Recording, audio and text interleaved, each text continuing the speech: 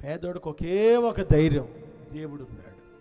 పరలోకమందున్న మా తండ్రి అనే ఒక నిరీక్షణ ఉంటుంది, పరలోకమందు దేవుడు ఉన్నాడు అనే ఒక నిరీక్షణ ఉంది.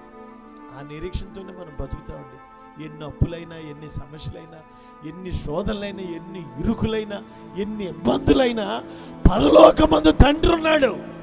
ఒకరోజు నా కుటుంబానికి వస్తాడు, ఒకరోజు నా సమస్యలు తీరుస్తాడు.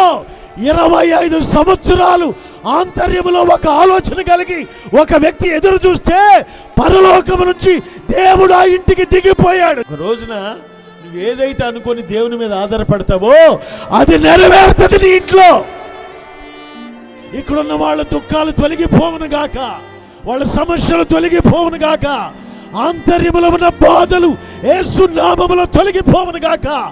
ఏ బాధ అయితే ఉందో ఆ బాధ ఈ రాత్రి దేవుడు నెరవేర్చును గాక.